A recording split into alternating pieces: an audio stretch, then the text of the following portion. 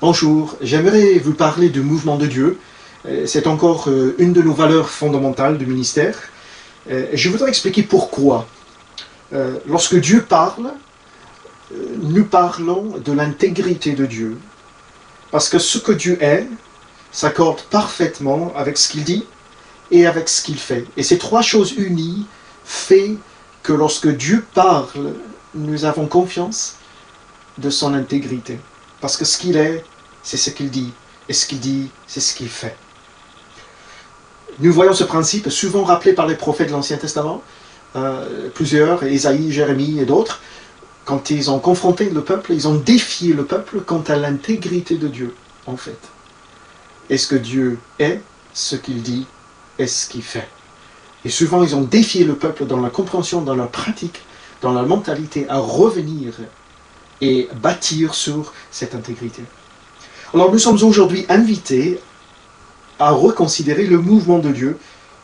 Il y a des textes bibliques qui révèlent à quel point Dieu déclenche un grand nombre de mouvements dans l'histoire biblique, et ceci nous permet de discerner son mouvement dans notre génération.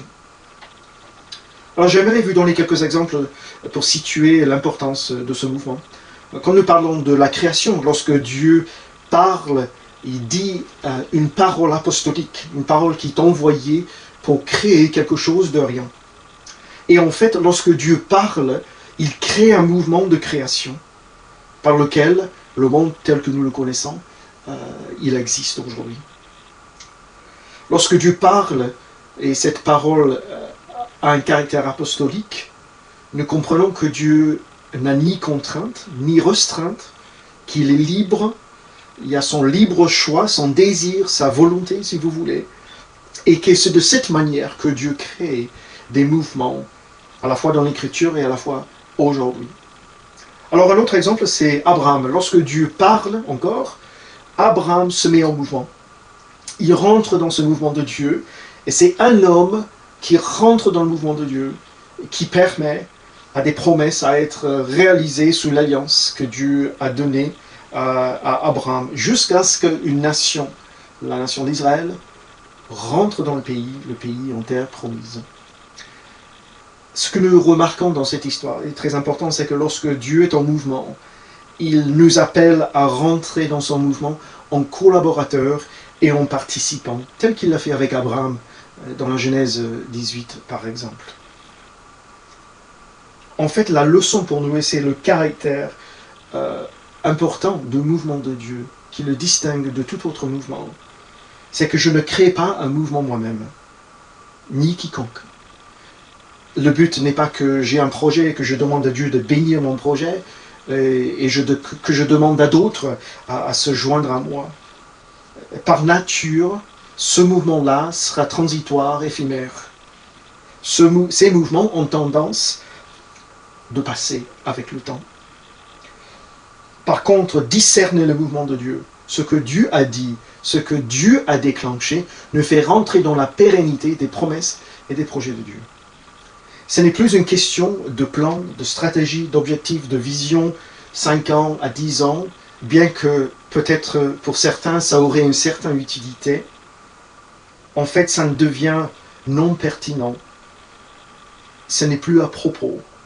Car Dieu nous invite à rentrer dans son mouvement, à prendre part dans ce qu'il lui, il projette de faire, de devenir collaborateur et participant avec lui. On peut beaucoup faire, on peut beaucoup accomplir au nom de Dieu, sans forcément être dans son mouvement. Le troisième exemple, c'est l'incarnation de Jésus-Christ. Le prophète Ésaïe va annoncer que Dieu va faire quelque chose de nouveau, quelque chose qui n'a jamais été vu auparavant. Et quand Dieu commence un mouvement par la naissance de Jésus-Christ, c'est par cette incarnation en homme sous la terre, et par conséquence l'incarnation de Dieu en nous, voilà le nouveau mouvement que Dieu déclenche, qui redéfinit tout ce qui est en rapport avec la foi, la confiance, la vie, l'éternité, le salut, redéfini au travers de la personne de Jésus-Christ et au travers de son incarnation en nous. Dieu a fait quelque chose de radical par l'incarnation de Jésus-Christ. Bien sûr, quand Jésus parle du royaume, dans Matthieu 4, il reprend la phrase de Jean-Baptiste, « Le royaume est proche, repentez-vous ». Jésus va reprendre cette phrase, et en fait, lorsque Jésus l'annonce, il approuve ce que Jean a déjà dit, en répétant exactement la même chose, mot à mot. Mais Jésus est en train de déclencher la réalité du règne de Dieu parmi les hommes. Il est en train de déclencher les valeurs du royaume de Dieu parmi nous. De la même manière, quand Jésus envoie les 12 et les 70, et quand il nous envoie, nous voyons ce même principe où Dieu déclenche quelque chose qui va dans une pensée d'expansion. La Pentecôte, les 120 réunis en attendant le déversement du Saint-Esprit. Et au même temps, des représentants de toutes les nations sont réunis à Jérusalem. Et Dieu, à ce moment-là, déclenche un mouvement qui dépasse toute intention humaine, toute stratégie d'homme, quelque chose qui se répand comme une vague qui est hors contrôle. Et en fait, un des signes de mouvement de Dieu est exactement ceci, c'est que le mouvement déborde. Il s'étend bien au-delà ou hors de toute mesure, hors le contrôle d'homme, de fabrication, de construction d'homme. C'est la nature apostolique de Dieu qui fait tomber les murs, les limites, les territoires démarqués et notre propre sécurité en tant qu'être humain. Dieu fait tomber ces murs parce qu'il veut créer des mouvements qui vont en s'élargissant dans l'étendue, dans la portée de tout ce que Dieu veut faire, qui dépasse la pensée d'homme. De même, dans Actes chapitre 8, lorsque nous parlons de la dispersion suite au martyre d'Étienne, nous devons parler dans exactement la même idée, par la persécution. C'était que le moyen. Dieu a déclenché une vague missionnaire qui était bien au-delà de toute proportion. Et ce message de vie en Jésus-Christ a été répandu dans toutes les nations. De la même manière, nous voyons Paul et Barnabas dans Acte 13, 2 hommes appelés par le Saint-Esprit, mis à part, et au travers de 2 hommes, Dieu déclenche une œuvre missionnaire d'implantation d'église, de prédication, de formation, tout ce ministère apostolique, Dieu le déclenche au travers de 2 hommes.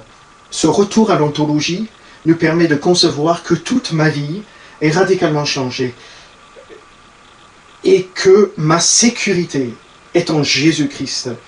Et cela me permet de vivre dans le mouvement de Dieu. Ça me permet d'être mis au large avec Dieu, en lui et dans son mouvement. Alors c'est pour ça que le mouvement de Dieu, je le souligne comme une valeur fondamentale de ce ministère.